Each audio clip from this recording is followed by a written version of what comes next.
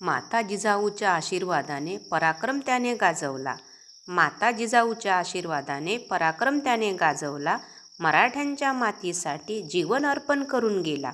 मराठ्यांच्या मातीसाठी जीवन अर्पण करून गेला. छत्रपती शिवाजी महाराजांच्या जयंतीच्या निमित्ताने आज आपण बघूया आजचे युग आणि छत्रपती शिवाजी महाराजांचे हिंदवी स्वराज्य.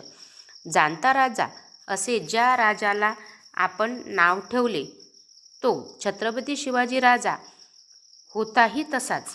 विद्यार्थी मित्रांनो, आज आपण बघणार आहे छत्रपती शिवाजी महाराजांचे हिंदवी स्वराज्य आणि आजचे आपले युग. आपल्या बालपणातच आईवडिलांकडून मिळालेल्या संस्कारक्षम धार्मिक, माणुसकी आणि नैतिक मूल्यांच्या आधारे एक शिवकालीन माता तेजस्वी, ओजस्वी आणि सूर्यासारख्या दैदिप्यमान अशा पुत्राला जन्माला घालते आणि ती महाराष्ट्राची राजमाता म्हणून अनंत काळासाठी गौरवित होते. ती राजमाता म्हणजे माँसाहेब जिजाऊ. या मातेने आपल्या स्वकर्तृत्वातून एका महान नैतिक मूल्यांना जोपासणाऱ्या, न्यायप्रिय, सामाजिक बांधिलकीची जाणीव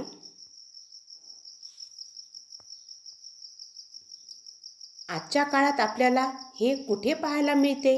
धर्माच्या नावाखाली अन्याय, अत्याचार केला जातोय. जाती जातीमध्ये तेढ निर्माण करण्याचे धोरण आखले जाते. इथे आज प्रत्येक धर्मीयाला धार्मिक सहिष्णुतेला सामोरे जावे लागत आहे. कुठे आहे धर्मनिरपेक्षता? आपण आपल्या संविधानाला तरी आज स्थान दिले आहे का? राज्याच्या सैन्यात मुस्लिम सरदारांना उच्च पदावर नियुक्ती राजांनी दिली होती. उदाहरणार्थ दौलत खान, सिद्दी इत्यादी. इथे धर्मासाठी नव्हे, स्वराज्यासाठी असा त्यांचा दृष्टिकोन होता. आजच्या पुरोगामी महाराष्ट्रात हा दृष्टिकोन हरवला आहे.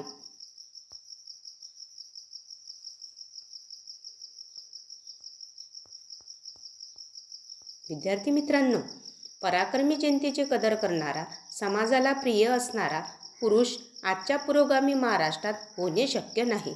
शिवाजी महाराजांच्या जीवनावर आपण थोडक्यात प्रकाश टाकूया आणि त्यांच्या कार्याची व आजच्या शासनकर्त्यांच्या कार्याची तुलना करूयात. छत्रपती शिवाजी महाराज 1630 ते 1680 हा त्यांचा कार्यकाल होता. हे केवळ पराक्रमी योद्धेच नव्हते, तर दूरदर्शी राज्यकर्ते, कुशल प्रशासक आणि न्यायप्रिय शासक होते. त्यांनी स्वराज्याची स्थापना करून महाराष्ट्रात आदर्श शासन पद्धती निर्माण केली. त्यांच्या कार्याचा सविस्तर आढावा खालीलप्रमाणे आपण घेऊया. त्यांचे सामाजिक कार्य बघा विद्यार्थी मित्रांनो. स्त्रियांचा सन्मान व संरक्षण. शिवाजी महाराजांच्या काळात महिलांना मानाचे स्थान आणि संरक्षण होते. जनतेमध्ये स्त्रियांकडे बघण्याचा दृष्टिकोन निर्मळ, साफ आणि पवित्र होता, कारण राज्याची तशी कडक नियमावलीच होती. कोणत्याही स्त्रीकडे कुदृष्टीने बघण्याची सुद्धा मनाई होती. कितीही मातब्बर आणि पराक्रमी पुरुष देखील एखाद्या स्त्रीकडे वाईट नजरेने बघण्यास धजावत नसे. जर एखाद्या सरदाराने एखाद्या स्त्रीशी कुकृत्य केले तर घोड्यावर चढवण्याचा पाय व तलवार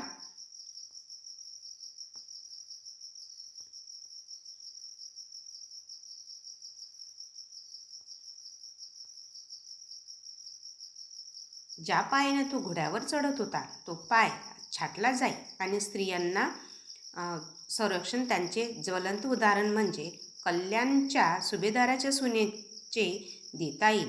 शिवाजी महाराजांनी तिच्या साडीचोळी देऊन सत्कार केला आणि तिला सुखरूप सन्मानाने पोहोचवले.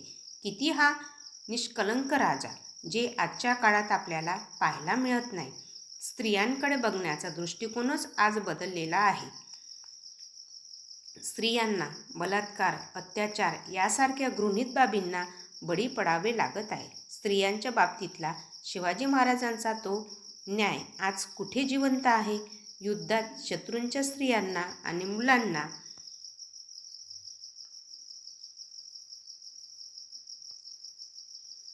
हात लावण्याचा कठोर नियम राजांनी केला होता.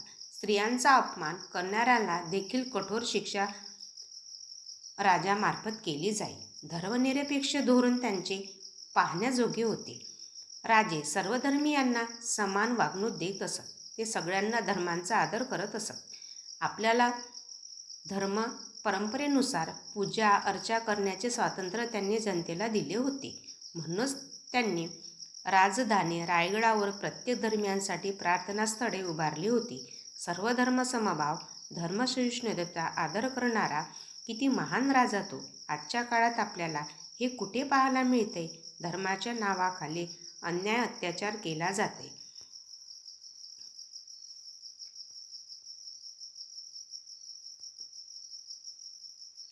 आता बघा, शेतकरी आणि शेतकऱ्यांचे हितांचे संरक्षण त्या कसं करत होते. राजांनी शेतकऱ्यांच्या बाबतीत कठोर अशी नियमावली तयार केली होती. शेतकऱ्यांच्या पिकालाही हात न लावण्याचे निर्देश राजांनी दिले होते. शेतकऱ्यावर अन्याय करणाऱ्या अधिकाऱ्यांना कठोर शिक्षेची तजवीज केली होती. दुष्काळ काळात मोफत अन्नधान्य व बियाण्यांची मदत राजा करत होते. शेतकऱ्यांच्या बाबतीत लूटमार न करता स्थिर शासन व्यवस्था निर्माण केली. राजांच्या आपल्या शेतकऱ्यांची अवस्था बघा. शेतकरी आत्महत्या करत आहेत.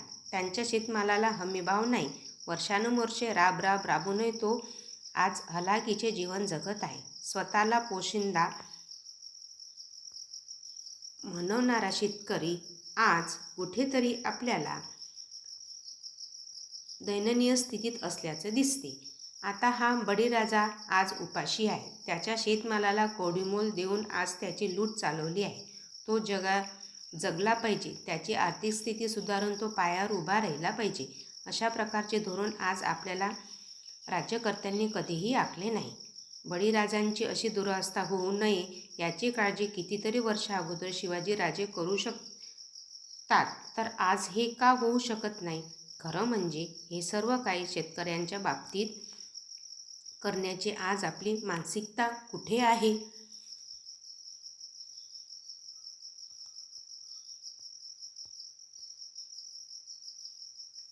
आता शिवाजी महाराजांची न्यायव्यवस्था बघा ना. शिवाजीराजांनी गाव पातळीवर पाटील कुलकर्णी, उच्च पातळीवर न्यायाधीशपद असे न्यायदानाची व्यवस्था केलेली होती. लोकांना त्वरित आणि जलद पद्धतीने न्याय मिळावा यावर त्यांचा भर होता. आज आपल्यात मात्र न्याय हा अन्याय ठरत असलेला आपण पाहतो आहोत. निरपराध आणि आर्थिक दुर्बलतेत असलेल्या लोकांवर वर्षानुवर्षे अन्याय केला जात आहे. न्यायालय, उच्च न्यायालय या न्यायालयांच्या प्रतीक्षेत असलेल्या फायलीची धूळ खात पडून आहेत. फायलींचा ढीग झालेला आहे, पण न्याय मात्र मिळणे हा असंभव आहे. अशा प्रकारे हा जो जाणता राजा आहे त्यांच्यापासून आता आपल्याला काहीतरी शिकण्यासारखं आहे. विद्यार्थी मित्रांनो, शिवाजी महाराजांचे हिंदवी स्वराज्य आणि आजच्या युगातील तफावत मोठ्या प्रमाणात आपल्याला दिसते. तर विद्यार्थी मित्रांनो, शिवजयंतीच्या तुम्हाला सर्वांना हार्दिक शुभेच्छा.